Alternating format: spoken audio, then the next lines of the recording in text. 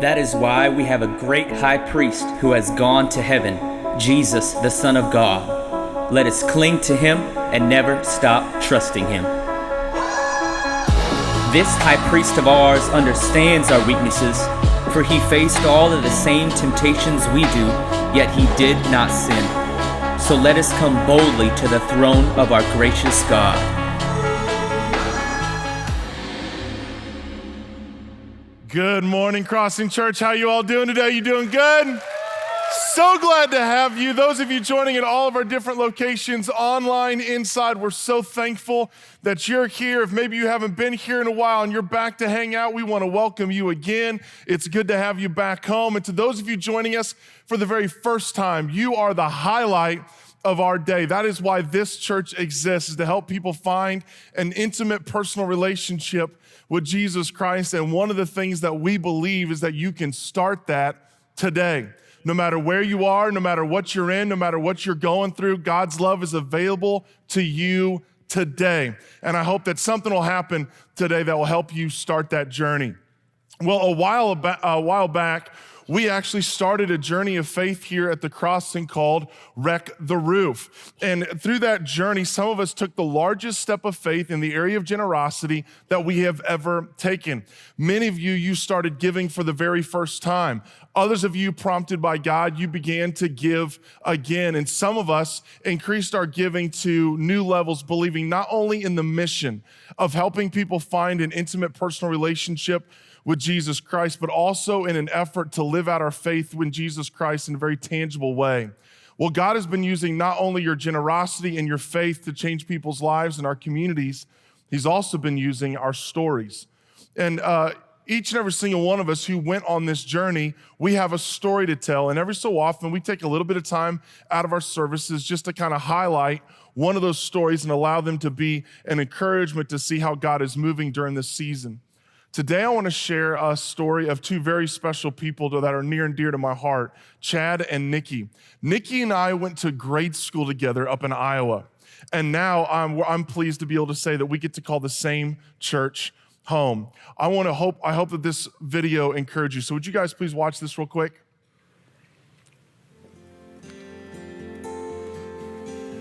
My name is Chad Robertson, and this is Nikki Robertson. We have a daughter, Izzy, who's 4, and we're raising our niece, Brody, who's 12. And we have been attending the Macomb campus for 4 years, and now we're just started attending the Monmouth campus.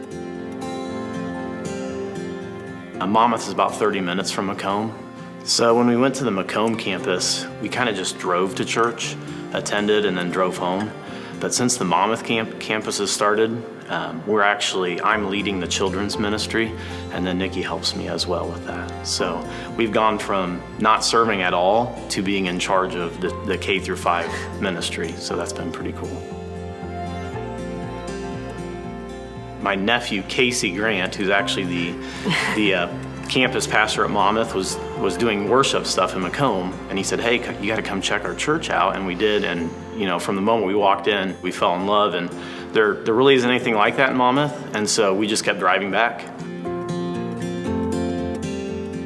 So initially for us, probably like most everyone else, our Wreck the Roof commitment was financial, but come to find out, God had something different in store for us. Nikki was starting to get tired often. She was not feeling herself, so we went to the doctor, and she had some tests done, and the doctor called me out and let me know that Nikki had colon cancer. And so, forget Wreck the Roof. It felt like God took a wrecking ball and knocked the whole house down.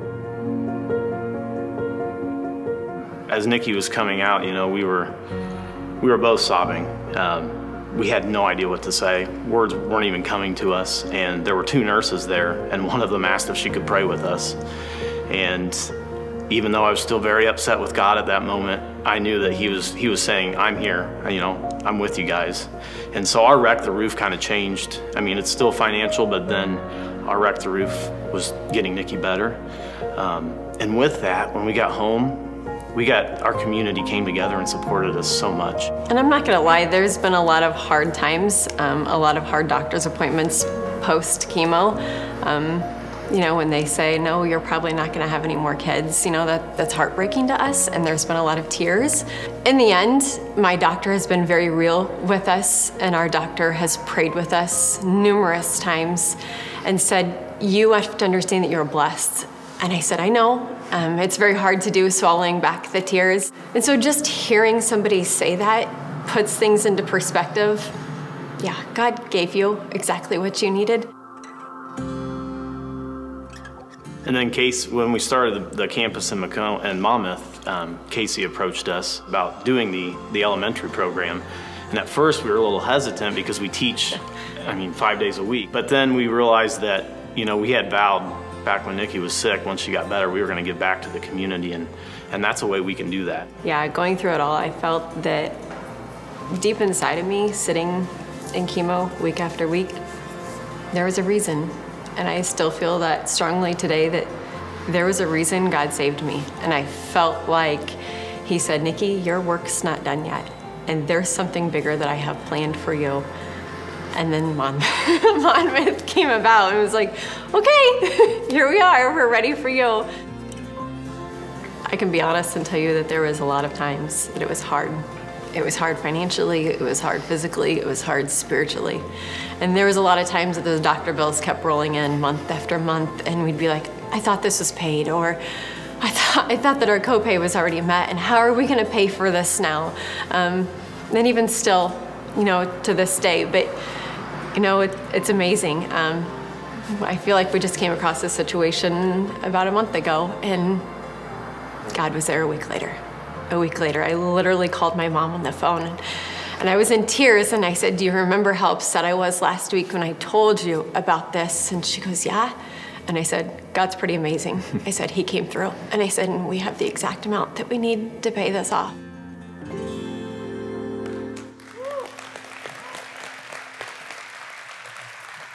What a tremendous story. And to those of you who are up in Monmouth today, would you do me a huge favor? Would you give Chad and Nikki a big hug from all of us? Give them an extra squeeze from me. I'm just so thankful for them and their story. They're not going to be in the auditorium. They'll be back serving in the kids, but I just want them to know that they're inspiring so many people all across this region. And to those of you who are on this journey with us, I just want to say thank you. Being on staff, I get an opportunity to see firsthand the difference that you are making in the lives all around that are being changed. Each week we see just seconds of each of those baptisms in a baptism video, but each of those stories, each of those lives could fill volumes. And if you were able to sit across the coffee table for them and hear what God is saving them from and what God is doing in their life and how you are making that a reality, I just cannot thank you enough. To those of you who are at a place in your life where you're ready to join those around you who are on this journey, we want you to know you're going to have an opportunity to do that at the very end of our services at each of our locations. We're going to be in this season from now until the end of April 2020. So please continue to seek God in your giving. Please continue to pray over your commitments and pray that God would use you to accomplish the work that he wants to do in you and around you. Real quick, at all of our locations, can I just pray? And then we're going to jump into the message. Heavenly Father, I thank you so much for the people at all of our locations that are on this journey. I thank you for the people in this church that are contemplating going on this journey. God, I'm ultimately thankful for the lives that are being changed. God, I just ask you to watch over us as we try to live out our faith, as we try to wreck our roof, and as we try to make you known. We love you so much. In your name we pray. Amen. Well, I don't know if you heard about this, but a new store opened a while back, and a lot of people have been going to it, and it's been getting quite a bit of buzz. It's simply the husband store. And any young lady can go into that store, and she can walk out of that store with a husband. It's fantastic. Some of you are like, where is this? I'll tell you later, okay? It's a very interesting store. It's 6 floors. And when you get there, there's a sign on the door that kind of explains the rules of the husband store. And here are the rules.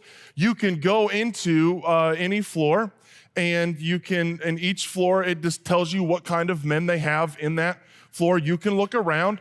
And if you're not satisfied, you can go up to the next floor. And the deal is once you leave a floor and you go up to the next floor, you cannot go back down to the previous floor except to exit the building. Well, a lady in her mid-30s is, she's tired of the dating life and she's finally ready to find a good, solid man. And so she walks over to the husband's store, and the first floor sign says, "These men have jobs." And she is pumped. She dated a couple musicians, a couple people who are into making their own, craft beer, and it just really wasn't working out. And she was trying to figure out if she could just have a guy who would help pay the bills from time to time, that would be a big win. And she goes in and she sees that all these guys are gainfully employed, and I was like, that would just be so nice. But then she's like, I gotta know what's on floor number 2. So she leaves floor number 1, walks up the stairs to floor number 2, and the sign on this floor reads, "These men have jobs and love kids." She's like, jackpot. She was looking forward to having a guy who wanted to help with the diapers and throw a ball around in the yard, who wanted to schedule family vacations, who was looking forward to having the dad bod. She was excited about having that kind of guy in her life, and she walked around, and what she saw was, it was okay. She was okay with what she saw, and she was like scratching her head and going, but is there something better than this?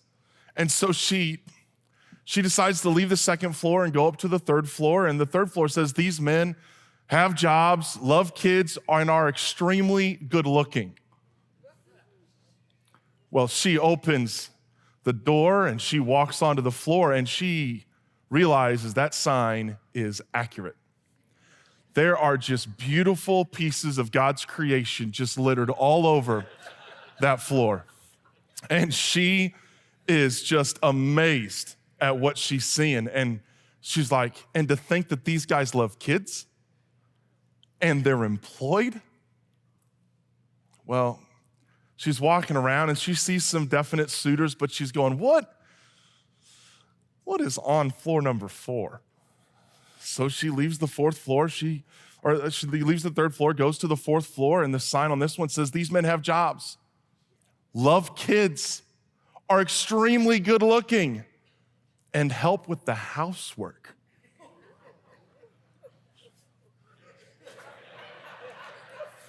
She opens the door and she walks in and she's going, finally somebody. I've always hated vacuuming, and I've always wanted to share memories while folding the towels together, and I don't want to be the only person who cleans the toilet. Some of you ladies out there, you realize which floor you got your husband from just now. And so she's like, this is fantastic. And she finally goes, you know what, I got to see what's on floor number 5. I mean, it just keeps getting better and better. And so she leaves floor number 4. She goes to floor number 5, says, "These men have jobs, love kids, are extremely good looking, help with the housework, and have a strong romantic streak." She immediately starts envisioning what it would be like to be in a relationship where she doesn't have to remind him of the upcoming anniversary. What it would mean to finally have somebody who'd be willing to cuddle up under the couch or next to the couch and watch The Notebook. She's thinking about what it would be like on Valentine's Day to actually have reservations instead of going to Texas Roadhouse. She's wondering what kind of life would she be able to, and she opens the door, she walks it, and she goes, oh my goodness, this is incredible. But there's this voice in the back of her head that goes, I wonder what's on floor number 6.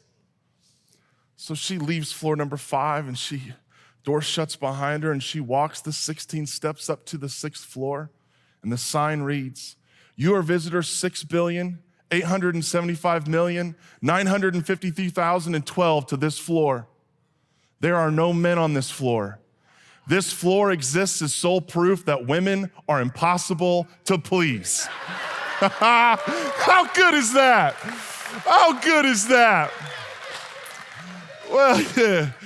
Well, right across the street, they open the man's store. And he can go in there and he can find a nice wife. And all the rules as before. If you go in one floor, if you leave that floor and you go up to the next one, you can't go back down. And guy's like, I'm ready to find myself a wife. So he goes in, first floor, the sign reads, these women love to cook. 10-4. Second floor says these women have a strong sex drive. Floors 3, 4, 5, and 6 have never been visited by any man. Oh, golly. And that's church, folks. I don't know. I've heard it said that it is impossible to please a woman, but I've got good news. It is possible to please God. What an intro, right? I know some of you in your relationship with God, you've been trying to figure out, how do I please him? How do I make him smile? How do I let him know that I love him? One of the things that I get to do from time to time is I get to interact with young couples that are on the path to marriage. And one of the books I take them through are the 5 Love Languages by Gary Chapman. And there's 5 love languages for those of you who've read the book. If you haven't, it would be a great book for you to put in your arsenal. Husbands, if you just buy the book and pretend like you're reading it, I'm promising you're gonna have a better week. Here are the 5 love languages. It's words of affirmation, physical touch, quality time, gift giving, and acts of service. And it's so interesting to watch the light bulb come on as the couples are looking at each other and realizing that they have a love language and that they can learn to speak that love language to their prospective spouse. And then they start to realize,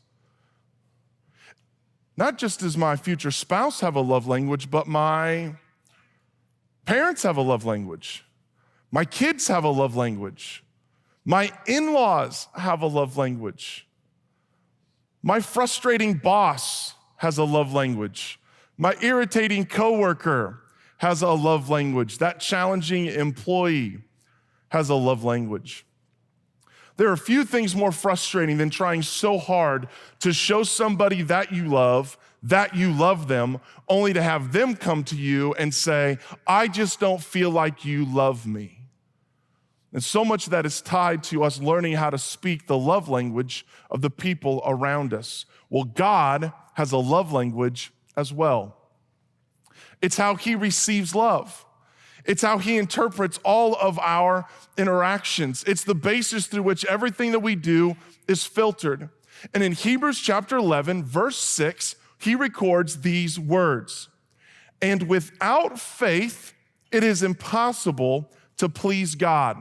This verse comes at the beginning of a detailed description of the who's who of the Bible who have exemplified faith.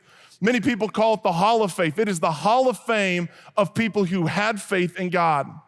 And you remember, if you've been going on this journey with us, that the people that the author of Hebrews is writing to is a group of people who started a relationship with Jesus Christ. They've left Judaism, and they're clinging to the relationship with him in spite of intense challenges.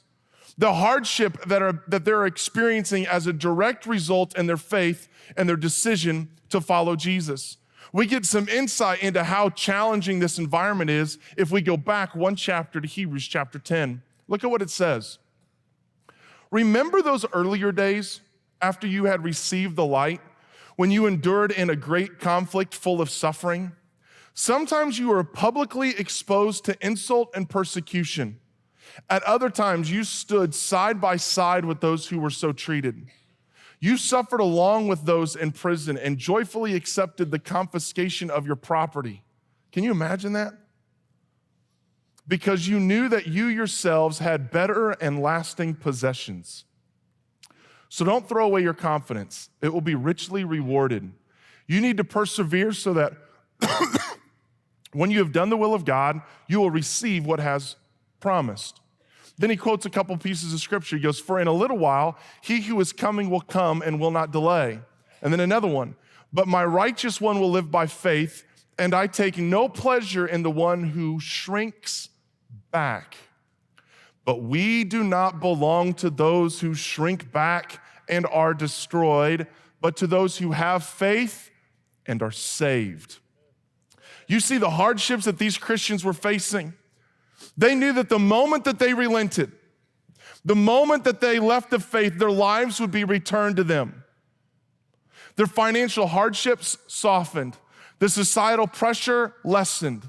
The persecution would cease. And so the author of Hebrews writes to these young Christians, and he starts to remind them of all of the faith of the people of the Old Testament who held on to God, who clung to him, who by faith endured incredible hardships and accomplished great and mighty things. He's saying to these young Christians, you're not crazy. Even though it's tough, even though it's challenging, there are countless of people who have made the decision to follow Jesus and haven't walked away from it. He says, we're not the kind of people that when we face a challenge, we shrink back and we let go and we lose our faith. We're the kind of people that stay the course, that hold on, that make a difference. He says, don't lose heart. The people in the Old Testament didn't, and neither should you. And he zeroes in on the it factor that all of these people had in common. It's the common denominator that all of them possessed. This five-letter word changes absolutely everything, and it forms the foundation of our relationship with God. Faith. Faith is how you please God. Faith is the foundation for your relationship with God. And some of you at all of our locations, you might be asking, well, what is faith? I'm so glad you asked. In Hebrews chapter 11, we find this in verse 1. Now, faith is confidence in what we hope for and assurance about what we do not see. That is what faith is. Faith is living in a hope that is so real, it gives absolute assurance. The promises given to the Old Testament saints were so real to them because they believed God, that they based their entire lives on him. All of the Old Testament promises related to the future, in some cases, so far into the future. But God's faithful people acted as if they were present tense realities. It's like when we say that when you start an intimate personal relationship with Jesus Christ, that you have a home in heaven, that we start living in that reality, not wondering if we'll be in heaven, but knowing that heaven is ours. They simply took God at his word and lived on that basis. They were people of faith, and faith gave present assurance and substance to what was yet in the future. You see, faith is not some wistful longing that something may come to pass in an uncertain tomorrow. It's different than that. True faith is an absolute certainty, often in things that the world considers unreal and impossible. Christian hope is a belief in God against the world. That I'm going to believe him over everything else. And hear me, I know that this is challenging. I know that this is hard. I don't want to make this sound easy. I mean, let's just be honest. When we're talking about following God and believing in Jesus, I'm asking you to follow a God whose audible voice you have never actually heard. To believe in a Jesus whose face you have never actually seen. But Jesus says, if you do, you're blessed. Look what he says in John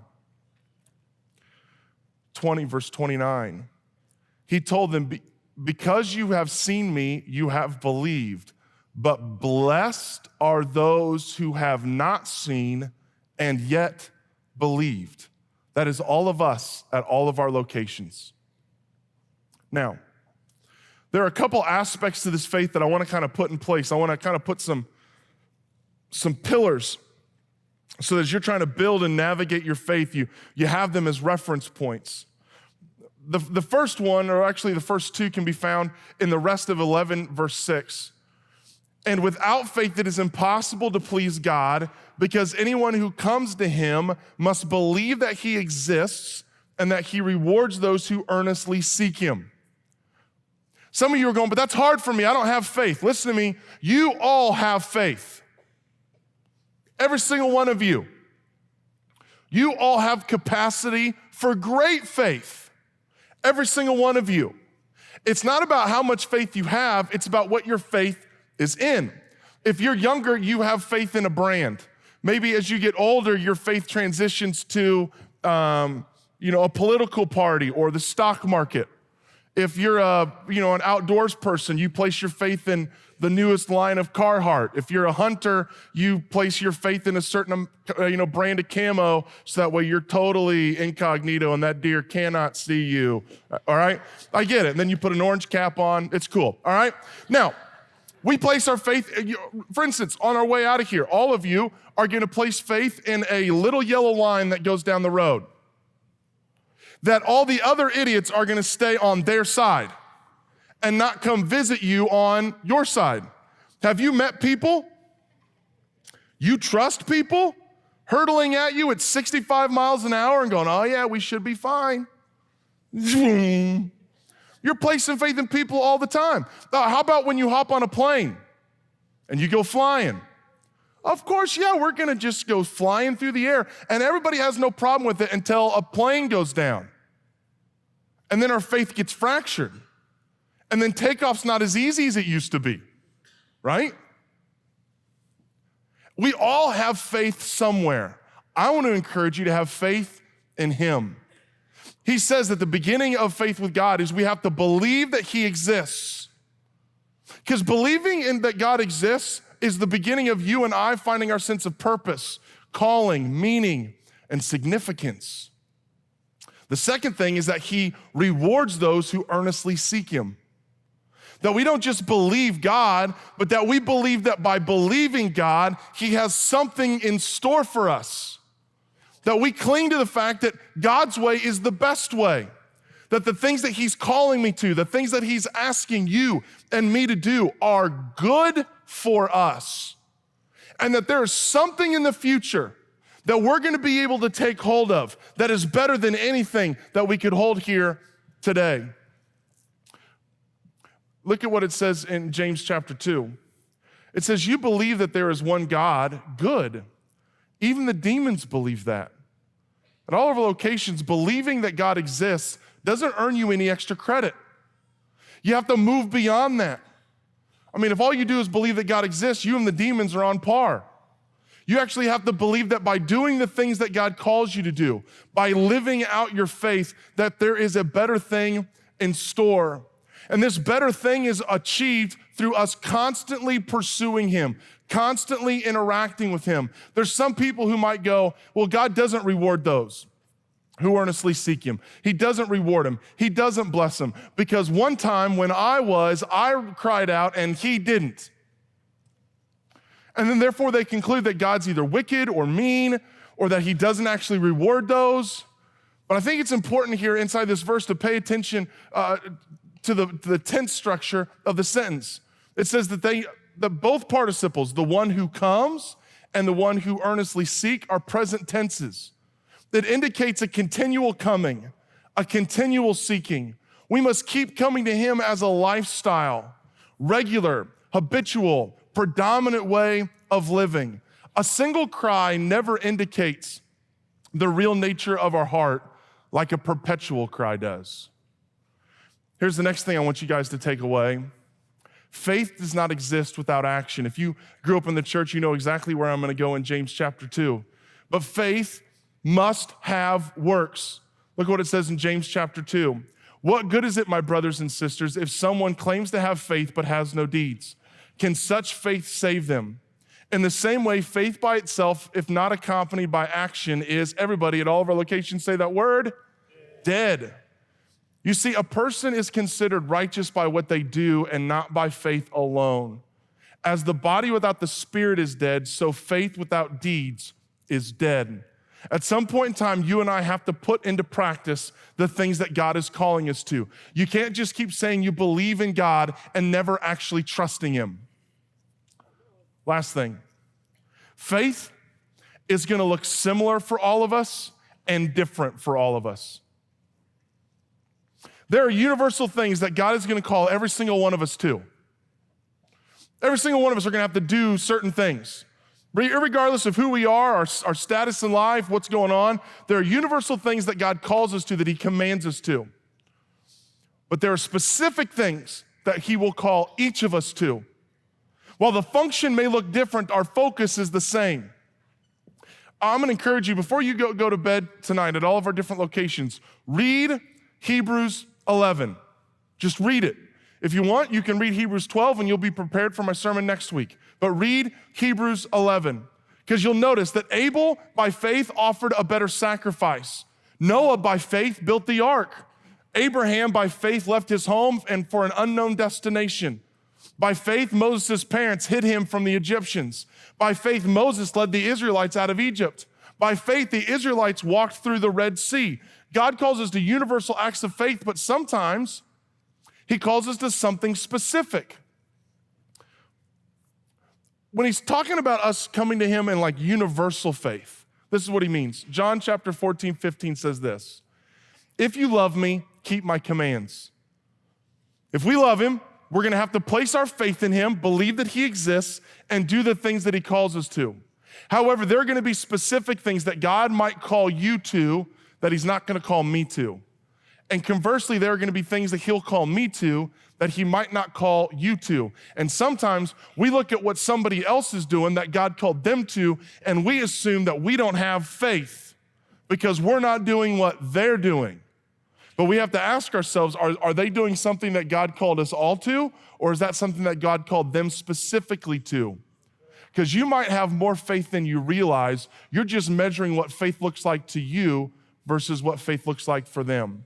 I was trying to figure out a way to convey this message, and it's getting harder and harder for me to get volunteers, so I had to do a little bribery. And with all of our locations, would you please welcome Miss Brittany to the stage? Come on out here, Miss Brittany. So Brittany is dating one of our staff members who lives at my house, and so a couple nights a week, she's over at my house eating all the food in my pantry, and which is why I'm just wasting away, as you guys can tell. And so Brittany she's been so sweet. I'm gonna have you step in front of that right there. Yep, we'll get that out of the way. I asked Brittany to come and to help me out a little bit. You should be good. All right. Now, here, in my opinion, is what I struggle with, and you tell me if I'm the only one, if you've ever been there yourself. Is I show up for church, and I say, I believe in God, right? And I go, yeah, I trust in him. He's got me. And for those of you freaking out, I used to be a rock climber before I developed the chunk, okay? So we're gonna be just fine. I love how there's always these structural engineers. Oh, what's that tied to? We got a 2x4 up there. She should be fine, okay? Now, here is what so many of us do at all of our locations. Do you trust me? You do? Isn't that great? That's great. Very few of you are right now, but she's like, yeah, okay. Now, we put on our little harness and we just start talking about how much we trust Clayton and the rope. Now, do you see me? And do you see the rope? That's like saying you believe in God. You don't get any idiot can see that the rope and I exist. And you're going, oh yeah, I trust in him. Oh yeah, I put my whole life in his hands. And you just keep kind of hanging out with your harness on, holding on to the rope. Boy, this life of faith is risky, right? At some point in time, you have to sit down. You actually have to put your weight on him. You have to trust that he's got you. So Brittany, would you sit down real quick? Yeah, okay, just stay right there. That is what the first step of faith looks like for every single one of us, where we finally just trust that he's got us, right? Okay, now stand up, dear. Now what I want you to do is I want you to come up here, right on the edge. Yeah, right there. Now, just swing out there real quick. You should be fine. Actually, just do this. Turn around, and you should be fine. Okay? All right. Now, no, come back. All right, now, you stay right here. Andrew, can you bring something out? Now, here's the deal. Did anything change? Was I the same person? Is this the same rope? Yeah, this was the same thing as her falling backwards. And you might be going, well, God, what's the next thing you want me to do? Because every step of obedience that you take is a step of faith. So when you talk to somebody about starting a relationship with Jesus Christ, that's you placing your faith in him.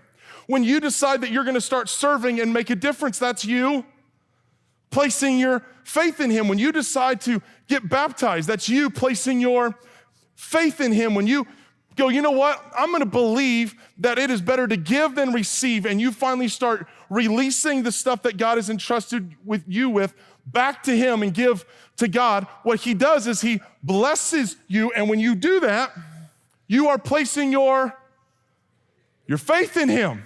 Now, think about Chad and Nikki.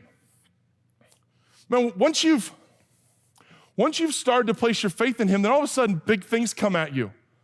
How many of you trust God in one area of your life, but you don't know if you can trust him in another area?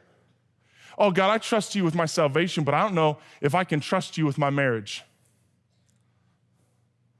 Oh, God, I trust you with my finances. I just don't know if I can trust you with this diagnosis. Brittany, would you do me a favor? Would you turn around? And would you walk up, take a couple steps up that ladder? Okay, yeah, you're fine. You should be fine. The person from Thursday's way better. They're healed. So yeah, go up a little bit more. Yeah, you should be okay. Yeah, just keep going. Yeah, it'll be okay. It'll be okay. Yeah, keep going. Just don't shake too much. I don't want you to fall. Okay, keep going. Yeah, keep going. I got the ladder. Okay, now can you turn around carefully? Because your heels are about to fall off the edge of the ladder. So be super careful. Yeah, I got you. Yeah, you wore the wrong shoes for this, but they look great. Okay? Yeah, come this way. There you go. All right, there you go. Now, let me ask you guys a question. You're okay? Now, if you have trusted God anywhere, you can trust him everywhere. Is it the same rope? Am I the same dude? The Bible says that God is the same yesterday, today, and forever. Your circumstances can change, but the faith side of the equation with God remains the same. If you can trust him here, you can trust him here. Some of you placed your faith in God here and you think that that is all you're capable of. You got baptized and you think that that's all you have to offer. What I'm telling you is there is so much more in this faith journey if you're willing to take it. So help me out at all of our locations. Don't let them down, Brittany. Count it down. 3, 2, 1. That away. Great job. Good job. What if this was the life you were designed to live? I'll let you down in a second. You're fine. What if this was what you were supposed to have? Which is more enjoyable? Which is more fun? What is the big thing that God could do in you and you think it's going to require something extra? I'm telling you, if you can do this, you can swing. I'm going to help you down. Hold my hand. I'll let you down slowly. Hold on. Whoa. There you go. All right. Would you guys give her a big round of applause?